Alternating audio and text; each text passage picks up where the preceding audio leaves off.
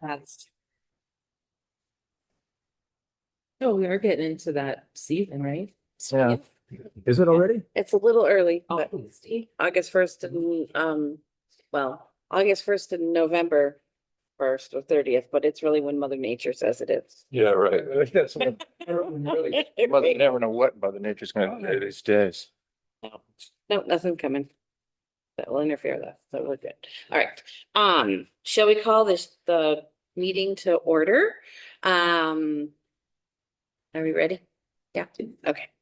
All right. So to review the agenda, we have first our general business to approve meeting minutes for July 7th, 2026. And then we have appointments of Nico Jacobs to Recreation Committee, Frank McGinn as Finance Committee Rep on the Capital Improvement Planning Committee, Tom Seifert as Planning Board Rep on the Community Preservation Committee,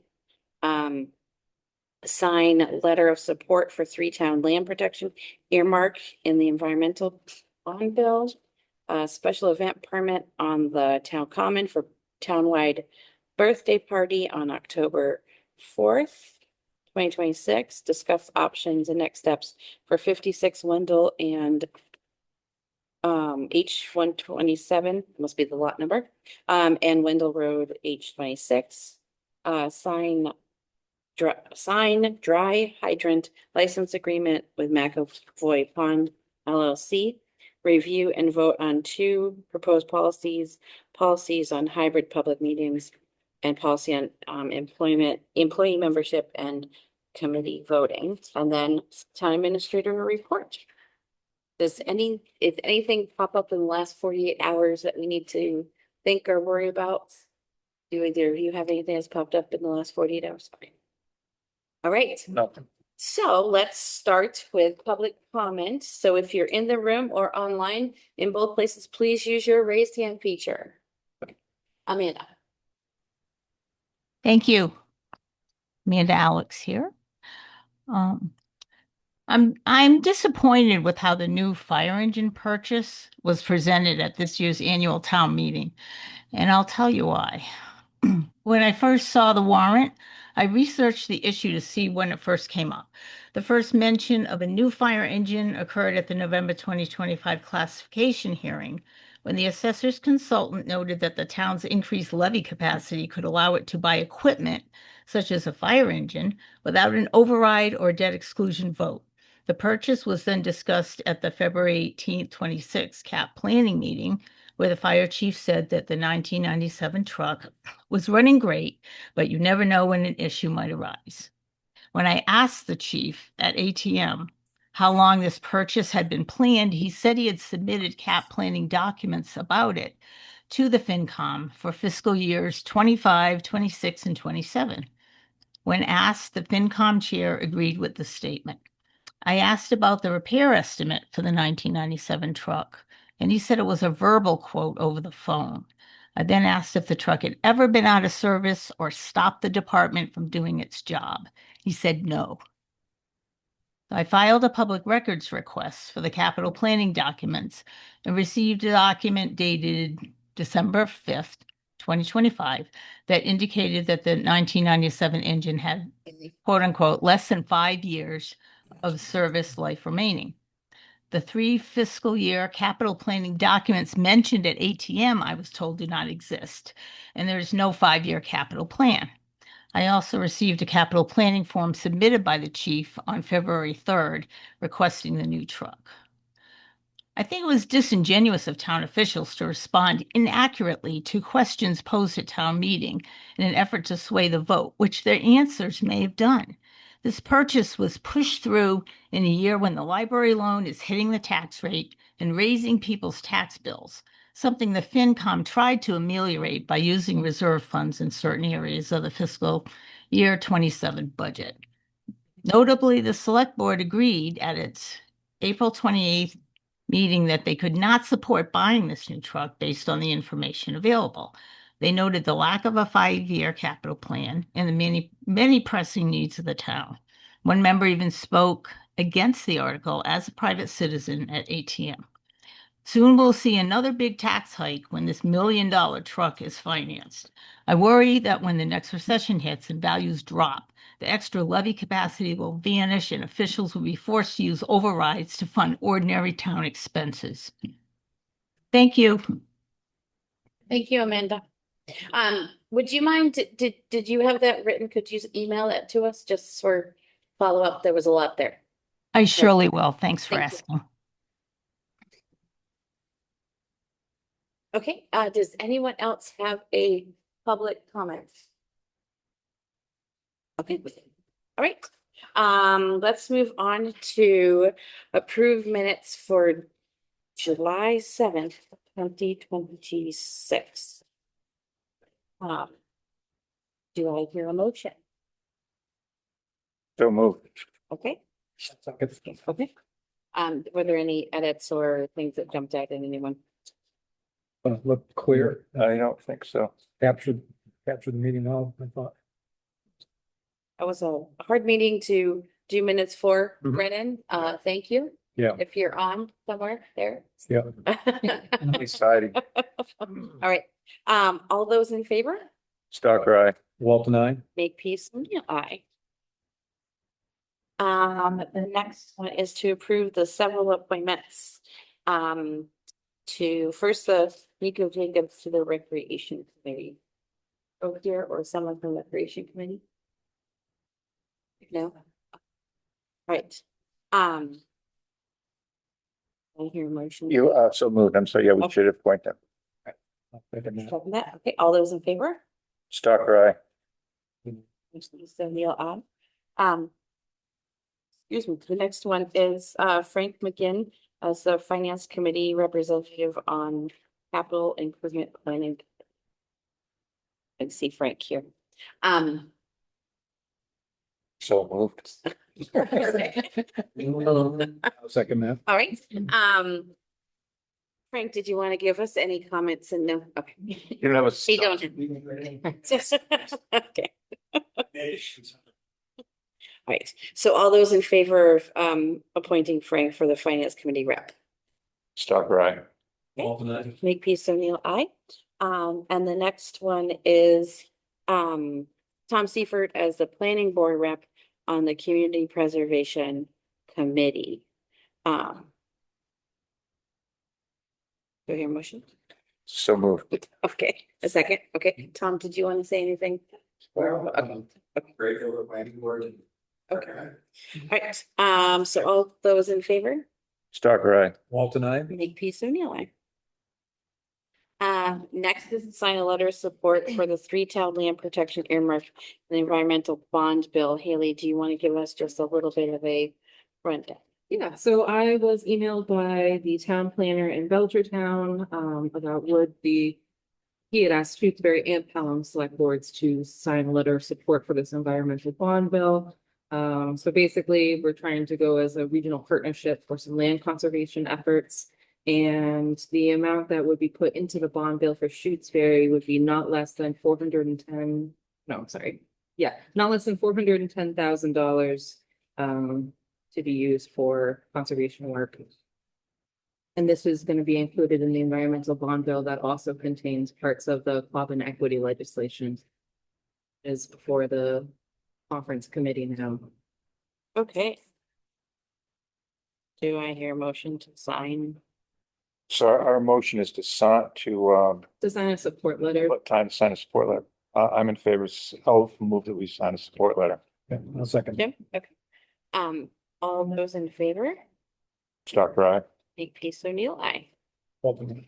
Okay, perfect. Give me 1 second to catch up. I was trying to catch up and Haley went faster than I did. Sorry. The appointment letters. Haley, do you want to tell us about the permit, the Yeah. special permit? So Susie Mosier put forth another application for a townwide birthday party in October.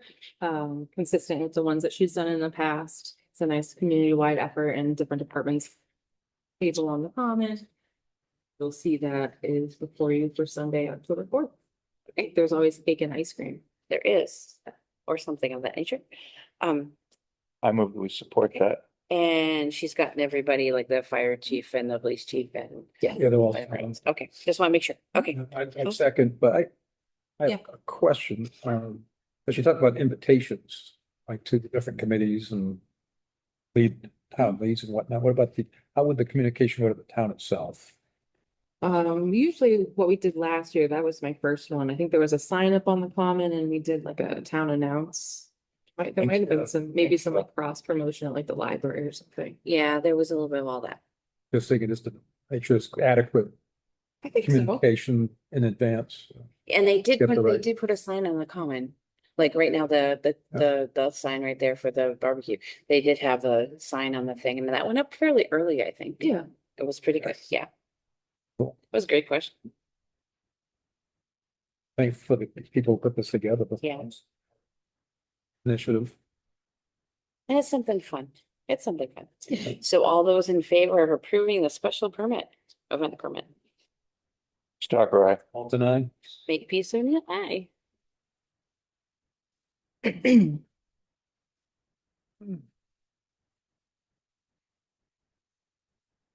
Today is the 21st. Yes.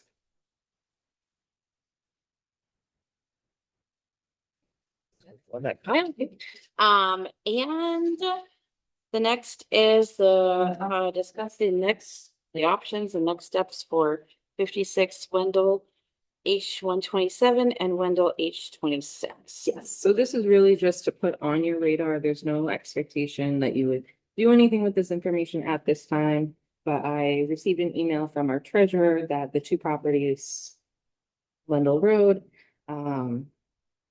basically they're in the process of foreclosure, and that once the properties are foreclosed upon, we would have 60 days in which to act.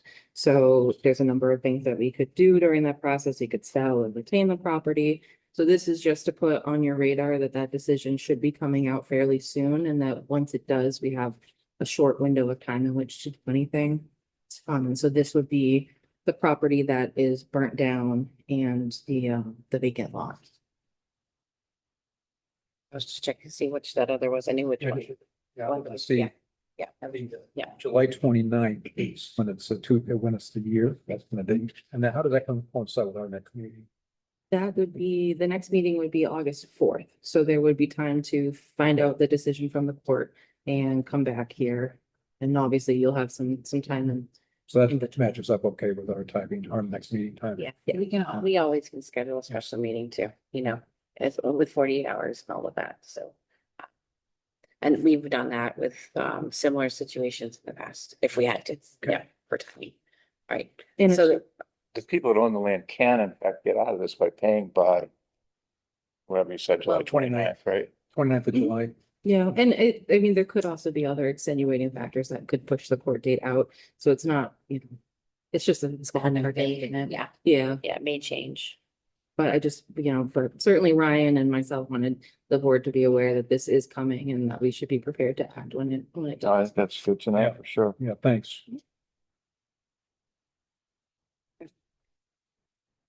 I know, all right, so.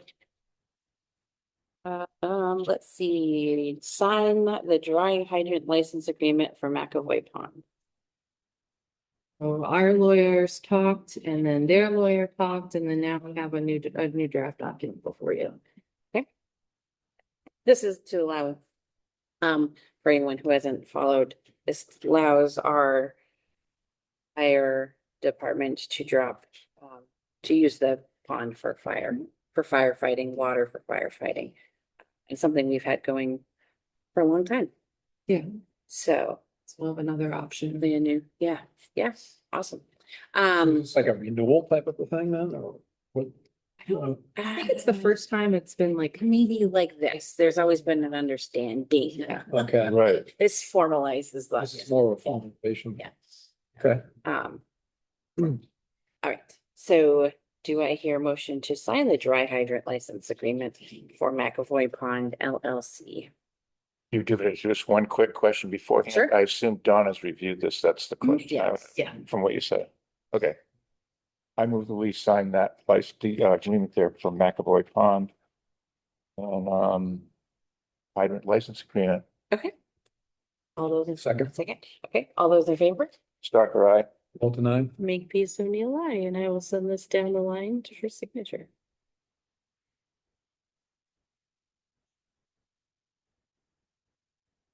There you go. All right, now our policy.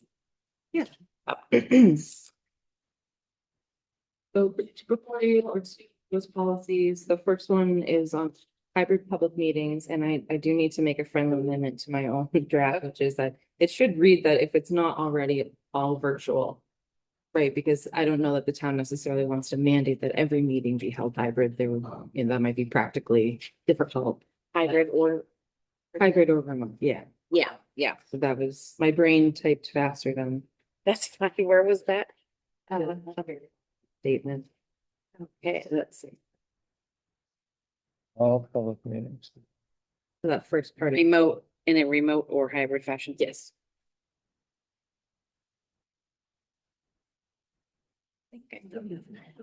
But then everything else is pretty consistent, so, it would just codify some things from the open meeting law. So we would, want to make sure, that all public meetings have the physical address and the instruction for, and some of these are things we're already doing. Right. So it's just to solidify that. It talks about when you have to do a roll call vote, your meeting minutes, having a recording. Oh, nice, thank you, Brennan. Having a recording. I thought the electricity had just gone out for a second. I saw a blank screen. Okay. The recording doesn't supplant having minutes. It's really inadvisable to do chat features on public meetings for a variety of reasons. And it would talk about, when could we not do that? If we lacked a staff person to help do the technology, or if there was if we had a meeting in Edmund Spear, that might not be feasible to make that hybrid. And then open meeting law compliance, so making sure that people understand that there is a technical difficulty and you've posted the hybrid, you have to cease the meeting entirely if you can't resume the live stream. Yeah. So some of those things, just making sure that it's there for people to know. And yeah. I looked at other communities like Greenfield and like Amherst, because they have some similar policies, but the thinking was just kind of to take what we're already doing, make sure it makes it easy for people to be able to post a meeting. You can look at this and know, oh, okay, I have to do X, Y, and Z, and just codify. So I had two questions. One is, do we have enough space, enough, what should I say? Bandwidth or No. storage space. No, just like, let's say we have 3 meetings going on at once in town. Yeah, we've handled that with Gabe. We got in a license that has 10 licenses. Yeah. So, 10 meetings going on at the same time. But how would we physically do that in the town hall? We can't, let's say someone's using this room, like where are we using it? Nobody else. Well, can use 1, 2, and 3 upstairs Yeah. in the conference room. Okay. Since only the chair needs to be in person. it. Right, I guess that would work. And then ability for some chairs. There are some meetings that pull more people from the public, and those committees will know. Yeah. And I looked at like our Mindtown Gov posting, and I didn't see there's very rarely occasions where 2 meetings overlap. Right, We also have the library as an option. that's a good point. The other point I made, but I can't remember what it was. It'll come to me. Hold on a second. We also have the library, but we also have the library teen room too. Mhm. So we technically have 5 spaces if we Yeah, ever hit that. quite a bit, Yeah. which is nice. Can't remember the other thing was not a While big you're thing. looking, Go ahead. with the hybrid, the lead, is that our current policy? With the chair to be physically, I don't know that we have such a policy. yeah, and I guess then the question is, why is that? Why does the chair need to physically be here if it's a hybrid? That is open. That's the law. Oh, okay, so there is, it's not just all. While they change some of it for You Zoom. had a hybrid meeting, but the chair, there's a law that says that person needs to be physically, Yes. okay. And Alright. Okay. on the last page, there, it also talks about, up until next June, You don't have to have a quorum physically present, but unless the governor extends that guidance. Mhm. So this would have that in there, so people could like, yeah, oh, okay, so if it's past June 30th, 2027, and it didn't get extended, then we know that people have to have a physical forum.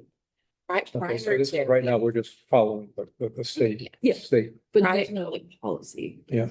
Prior to COVID and the advent of all this technology, invent of all this technology, the state had a rule where one person could be on phone, but you had to have the quorum in the room. So they must be following that same standard with quorum in the room and then, you know. I just thought of the other thing I was gonna say, that, I'm just sort of hearing some complaints from some people, like, I still have people complaining about, I couldn't hear you guys last night, or whatever. It was probably hard with the last meeting. The to last hear, meeting, just because there was so many. The people last in the room. meeting is a good example that we're here, Mhm. our back is to a bunch of people over there, they're talking here, and this microphone right here is supposed to be doing all the picking up. Well, I thought about that. So I'm thinking the next time my thought was have all of us go this way because the screen is helpful, but it's easy to turn to the screen, Right. right? And then pull the microphone out more into the middle of the room because that is pretty sensitive microphone, just out into the middle of the room. Yeah, I wonder whether or not we need more microphones, like a town meeting, like a But town meeting stuff where it's, also, once we determine, because so part of, we have the sound panels that we never installed. Right, we have to Because we do that. weren't sure what was gonna come of the M and Spear right. thing, and we still had all those files. But once we get a chance to digitize, we don't need as many physical copies. We can actually put the sound panels on the wall, and then that'll help cushion the sound, like that background noise that people are hearing. Because you, like, when I watch the videos on YouTube and I try to like pick and choose different meetings to get a sample, but I don't usually, for me, I don't hear any like loops. And it could be user error too. Well, You know, we can always try to troubleshoot that. Yeah. but- so that was just my thought. When we have a bigger one, kind of move it toward the center, even if we have to bring that table over, a small table, just to put it in the center of the room. Because I think the cord is pretty long, or getting extended. Well, sometimes I know have like, they have a more complex microphone system, where like there's There may be one that works with this. Yeah. An antiquated one would not. The Yeah. one that we have that Becky had for us, which worked. We never hooked it to technology, and I don't know that it was a pretty big. It was big. Gail's got a question. Yes, yeah. Speaking of Oh, stereo. there you are. You also speak very fast. Oh, Well, that'll do it Which, too. and even with the closed caption is lag. So if you try to hear and read at the same time, it throws off the attention. the one thing that can happen, and I don't know if YouTube does it. I know the video platform I watch sometimes I have to take one of my podcasters and I have to say, do it slower than they're speaking to be able to catch everything. So there, I don't know Oh, boy. if Yeah. yeah, I don't know if that's available on YouTube or not. I'm not that versed in YouTube. But it's something to think about. Even the lipstick mics. They look like they're about the size of lipstick. You just set it in front of you. And Right. Yeah. Well, it's all kinds of different, there's a million Yeah, there's- different yeah, ways yeah, to do it. yeah, yeah. But I mean, like the town meeting, if there's a place where somebody from the audience, for example, has to go stand in front of the microphone. And wonder you know what I mean? That- if the owl could be used as a microphone only with this system, Maybe. not as a know. speaker, but can it be used as a microphone only? Then that could be set up on a tripod even in the center of the room to pick up. Yeah. That's a possibility. It's just that. I'll try to look at this as. Yeah, you're the I know. audio visual guy. Well, I'm just not, Audio guy. I'm not sure what the Gazinta is for this. I don't know where this goes. A USB port. It's USB ports. Yeah. So I mean, I think theoretically you could have like a really small mixer the size of that computer that had 3 or 4 microphones on it, let's just say. And then it would just go down that same kind of plug, that same kind of wire come out of the mixer into that, and you'd have 4 or 5 inputs into it. I don't know, I don't know that for sure without looking at the system, but that wouldn't be a lot of money to set that up. Be money, but it wouldn't be a lot of money, $1,000 or something like that. I mean, to do that, if you had to buy everything new. I'll look into it, see what we can Okay. figure out. Cool. But that's the feedback I've got from people that sometimes they can't hear. That's defeats the purpose of the whole thing, you know what I mean? And there is like even, the curtains have done a great job in cutting, Yes. it, but there's that slight. Mhm. Which may be the delay that Gail's talking about is that the computer's like, what did they just say? Like the half second, you know. Yeah, because we could do, if we got enhanced microphones and if we did the sound panels and maybe Sound even panels would be that good. carpeting too, like carpeting can be a way to cushion sound, Right. those things. Yeah, it being subterranean wool, it would have to be wool, just so you know. Oh, yeah. It inhibits mold. Go ahead, Tom. Thank you. Is it okay if I just pose a few questions and make a few comments on the policy? Sure. Thanks. Do we have an expectation of whether the state will go back to the old, or is it just up in the air about the July 27? Yeah. I don't know if you have any tendency that you're hearing about. My expectation would be that they can't really backtrack too far. Yeah. Because everybody's gotten so used to it. So they can't backtrack too far, yeah, That's yeah, a good yeah. chance. That's my sense. That's one of the silver linings of COVID is Yeah. sort of Mhm. propelled Right. Everybody at the same speed, yeah, into the modern era of absolutely, absolutely. so say they still can't go backwards. Well, it being true that like all formats will still be legal. Circumstances. Oh, yeah. Oh, yeah. This doesn't subvert state, yeah. Yeah, we would always default to the. Is it in the policy that the chair has to be present? Yeah. Physically, because I was trying to find that particular statement. It does say that somewhere. The quorum, it's on the last page. Last page. Yeah, it says a physical quorum of the board committee. Next year, it's in the rules. Correct. That's post theoretical July 127. Mhm. And I thought that in the field, and I just wasn't sure if it really was required or not, but I didn't see it in the policy. I wasn't sure I saw it. No, that's a good We can distinction. put it, so a suggestion for that might be that, first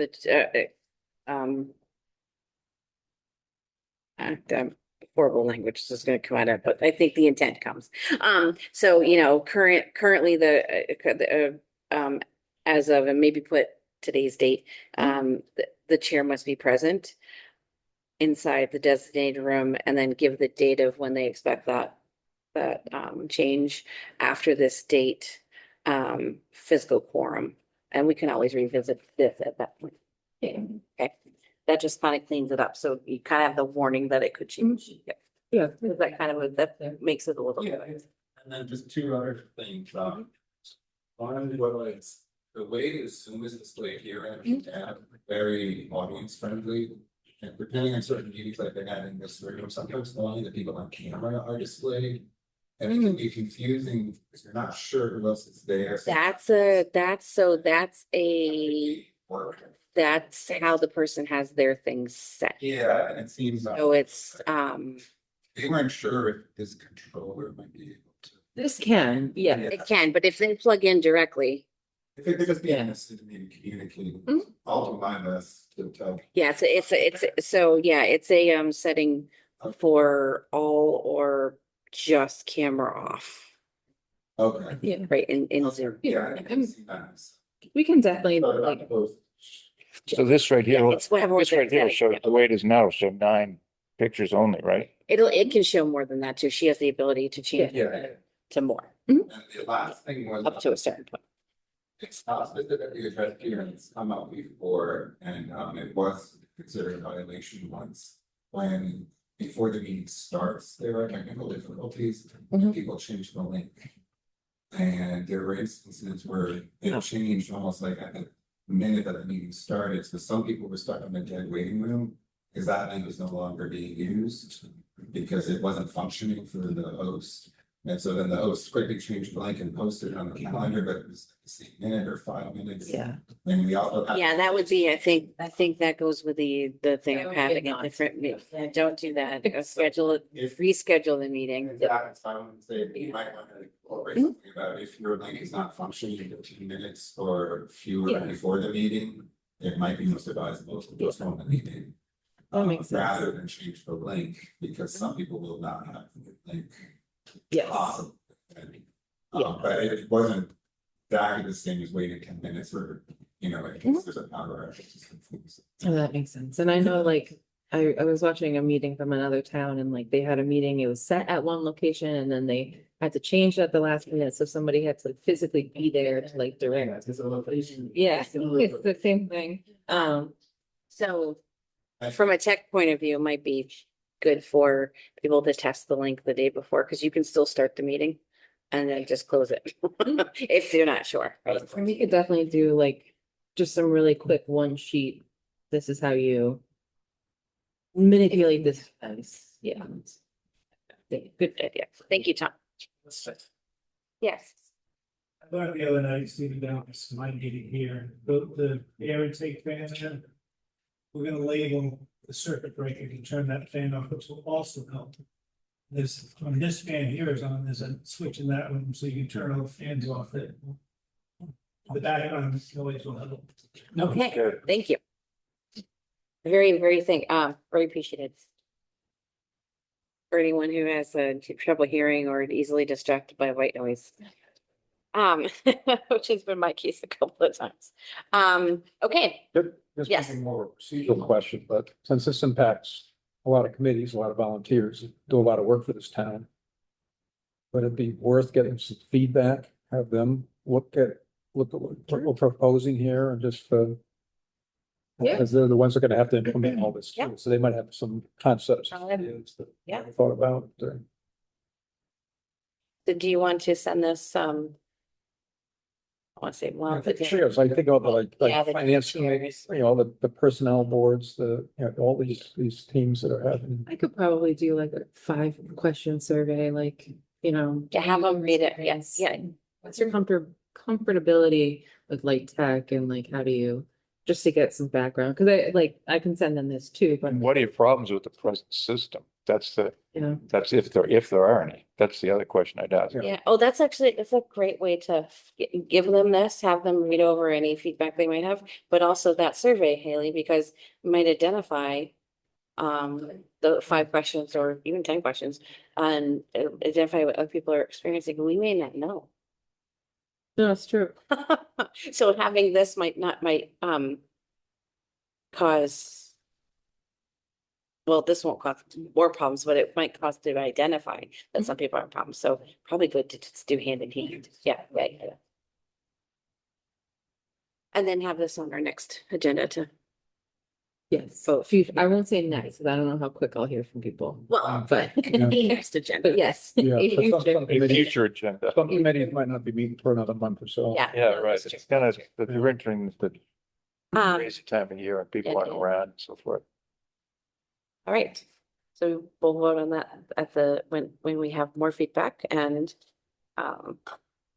another. Nice to see this all in a policy documented and well, following something, you're all of us and our fellow committees are all Yeah. on the same page. So Yeah, we've how we conduct meetings. we've come a long way from Yeah. when we had to put remote meetings together. Oh, yeah. I carry TV in under my arm. To now with that, everybody can just hook right into it. It's great. All right, and so the next one is a policy on employee membership and committee voting. Yes, so kind of in tandem to what we talked about at the last meeting, you know, I was thinking about the town, kind of how I've seen things work, and so what I wanted to do was just develop a framework, and here's basically just about what we're already doing, but just puts it into writing, so everyone's on the same page.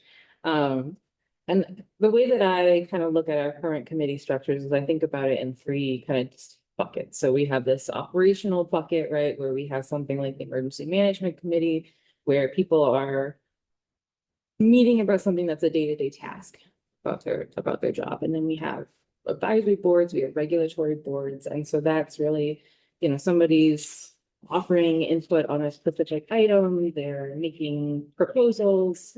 And then we have committees where they're just open to the public, right? So like we may have a staff member on the Council on Aging, right? But they might not be on the Council of Aging because that's their job or it's related to their job. They just do it because they live in town and they really like what the council does.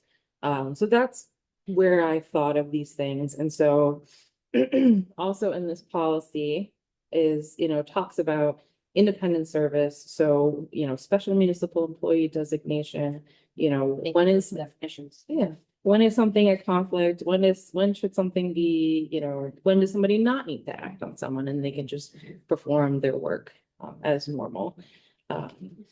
And so I mirrored this off of just simple municipal best practice in which if it's an operational or emergency management type meeting, right, with staff or on a recommendation that, like the warming and cooling center discussion. How do we, do we want to vote to use one specific message notification platform versus another? And then we have advisory boards, which traditionally you would like I serve on the personnel, the capital planning and the finance committee, where I am on the board because I am a staff member, but I am there to offer guidance. And They're they're all professionals. Yeah, professional opinion, I'm there in that capacity. And so that would be an instance where I don't vote on any of those committees. It would be inappropriate for me to do so. And then we have, again, those committees where somebody just lives in town and they want to be a part of the board. And they would be a voting member on that. So that's what I propose. That's what's on the table before you.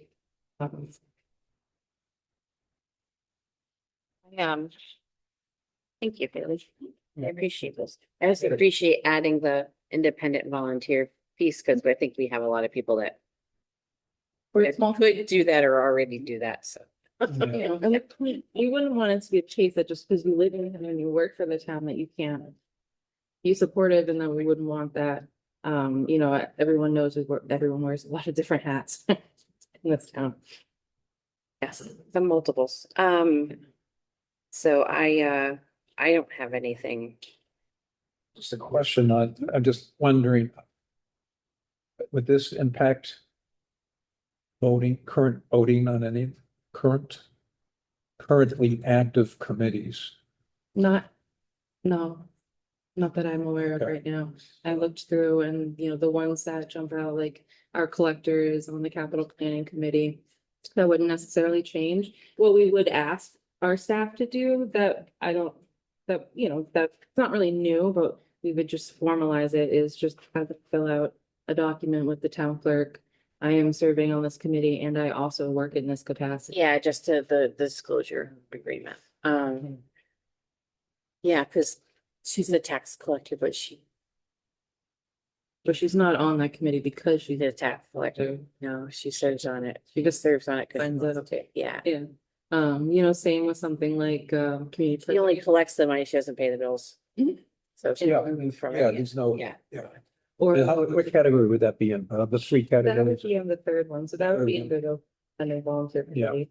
Yeah. Or somebody like you, so our land use clerk, he serves in an advisory capacity to the planning board, to the conservation commission, and I think of the Zoning board? zoning board, yes, that's right. He also serves on the Community Preservation Act. He's not on that committee because That's he's that, right. because he's passionate about it. And he was there prior. Mhm. Yeah, he's been there for a while. So those are kind of the examples that I was thinking about when I made this, and just trying to flesh out what we've been doing already, why we're doing it this particular way, and just making sure that we outline, what we expect staff to do. Like fill out the form with this.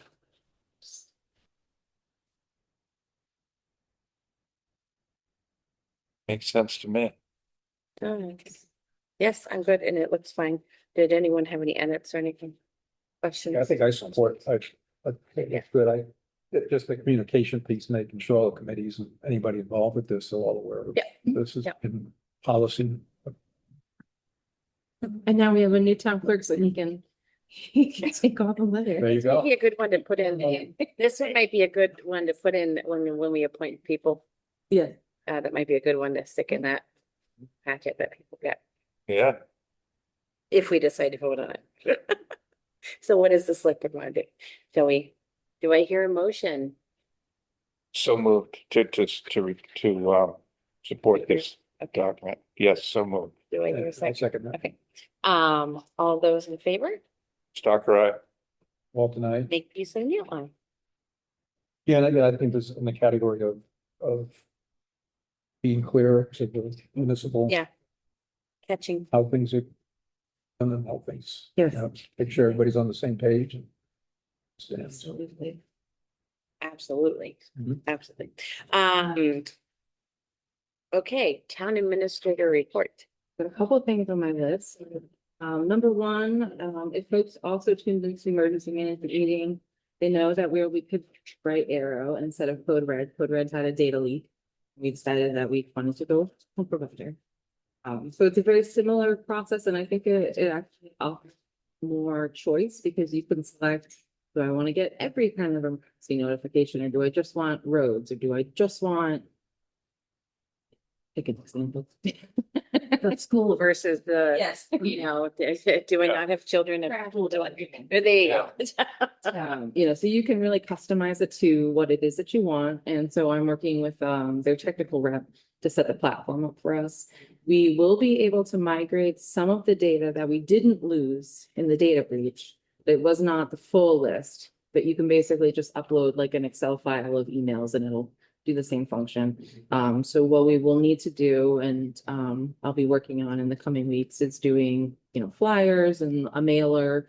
We had also, Chief Pelletier and Chief Zerwanka and I had talked about doing it tied into like the house number program and the lockbox program. If you're doing these things, you may also want to sign up. So it'll take a little bit of time to get, you know, as many names as we want. But we're certainly going to make sure that people know about it, and it'll be really helpful, obviously, as we head into the stormy, you know, fall, winter season. So that'll be coming. People can watch out for that. I had gotten an email, and other Quabbin community folks had gotten an email from Senator Comerford. She had asked that we submit our resolution and the speeches that we did at the MWRA board meeting last 2 Fridays ago. And submit those to the conference committee. And like I was talking about with the environmental bond bill, so they are meeting now, they're finalizing the piece of legislation to go before the governor, so we've sent that in so they could consider that during their deliberations. So that's going on. Okay. And then, we had talked about warming and cooling centers also at emergency management, and so I launched a survey last Friday, just asking folks some basic questions, you know, if you lost power for X amount of hours, how prepared are you? You know, do you live alone? Would you use a town cooling center if you offered one? You know, what are the barriers to access? We got 53 responses so far. So that's How many about, days did it take? How many days was it up? it was up since Friday. Oh, that's pretty impressive. Yeah, it was Mhm. good. People are reading your emails, Haley. Yeah. So that's about 8% of households, if you roughly do the math. And so people can still fill it out. It's gonna be live for a couple more weeks. I mean, we really want the data because it helps us make plans, you I'll know. find that. It's up on the homepage. It's right up there. It's a Google form. And so I'm gonna do probably another email blast too separately. But one of the interesting things that I found in just looking at the very initial data is that we're a really resilient community. So 66% of the people who responded said that they are capable of staying safe in their house for up to 48 hours or more. Yeah. And that 91% have had no need to evacuate their home for any reason, heating or cooling related over the past 3 years. We're due. 68% of respondents said they would be unlikely to use a daytime cooling or warming center. So if we offered it, a good amount of people said they just wouldn't even bother. And That means 32% would. yes, and 32 would consider it as a last resort if they didn't have a friend or a loved one they could stay with. And so the biggest obstacle is not surprising, road conditions. How would I get from my house to anywhere else? Makes a lot of sense. So yeah, we still absolutely want to collect some information, but I think what that initially says to me is that we just want to make sure that when we have storm events, we're doing targeted outreach. And yep, and that maybe what we should focus our resources on is how do we get like like a good neighbor database, right? So, okay, like Mrs. Jones lives alone, she has a CPAP machine, she needs insulin. If the power goes out, do we have someone who can call her or go to her house? Yep, and check in. And that would probably be a more effective use of our resources. Because we don't have a ton of staff. And like you said, it does show how resilient people are here. If you've lived here for 20 years, you've been through several power outages for days on end. So once you go through one, you're prepared for the next. This recent, you talk about heating, cooling, or warming, cooling, this recent hot spell, what kind of, was there much, was there demand or? Well, we had Was there gotten a any- couple emails asking if we were gonna do it. And that was kind of like, oh, okay, well, but what's the need? Whenever I get a request like that, I always think, well, what's the real need That here? might have been somewhat triggered. And so I was like, well, how do you find out what the need is? You just ask people. Yeah, Hopefully they fill out the survey. But yeah, I think that's a good response to start after a couple of days. And that, it does really help. So when people say, well, why aren't you doing it? You can say, well, we surveyed and we decided that actually we would go this course of action because it better meets who is actually living in our community. What our needs are. So thank you very much for that. And my last bit of item, so my goal as your town administrator is over the next year is to do succession planning.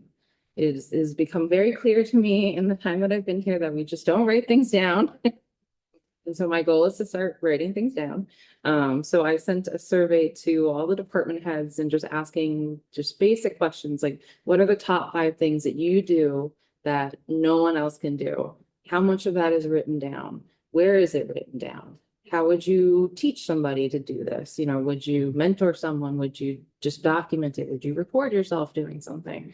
And just kind of getting a pulse point on where are you with that and what challenges are you facing and what's working well, because we don't be all negative. So I've gotten a couple of those back, and then once I get them all back, going to go through them and kind of try to come up with some like action plans. Like, okay, so over the next 1 to 2 years, how many policies can we write down?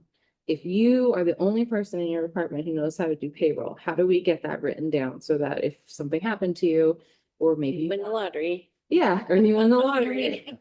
We're not scrambling every time somebody leaves. And I think the nice thing that I've seen of the responses I've gotten so far is that no one anticipates any changes. Because I said, within, do you have a plan to change or, within a year or more than that? And everyone has said that they don't expect that, which is Okay. good. People don't want to leave. That's nice. But we want to make sure we can capture what's in their mind. Right.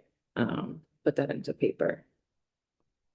So that's my goal, and I started on that, and we're gonna definitely keep rolling with that over the next. Is there anything else? I mean, that was a lot. Isn't it? No, that's funny. Funny for today. There was something where Michael was asking us to write a letter to somebody, Michael Chiara, That's something Michael would ask. doesn't it? And if I can find it, I'll tell you what it is. I think it was Quabbin related or it might be energy related. And I will try to find out where. So today I wouldn't go by Melissa's memory. Yeah, all right, well, okay. Mine's always, I'm not sure, but we can.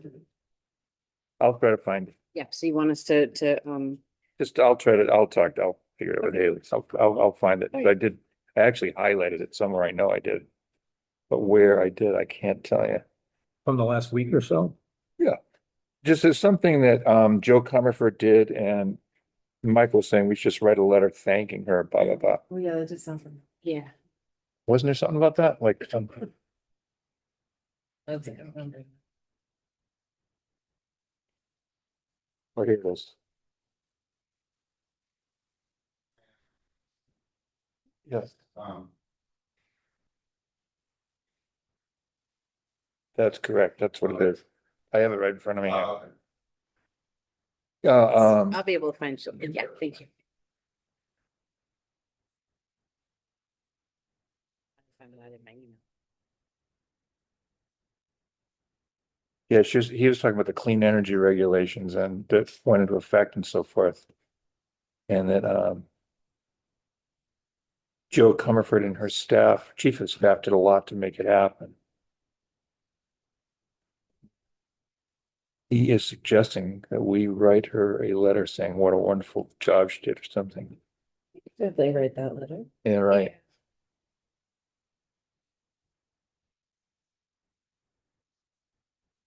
Oh, I see it. Oh. I got it. I even had Haley's name written right next to it, like, tell Haley. Haley, pass on Haley. Was there anything else that we, needed to, our You can next have- you can meeting have it if is you wanna have it. August, That circled part is, our next meeting is August 4th. August 4th. that's hard to believe, but August is already I coming? know. Hmm. I swear to God, Um, August is okay. 10 days long, the whole month, and the next thing you know, it's thanks. Right. Here we go again. I think we're ready to adjourn unless someone wants to oppose that. No, then, do I hear a motion to adjourn? So moved. Second, Okay, all those in favor? Tucker, aye. Walton, I. Make peace, O'Neill, aye. All right.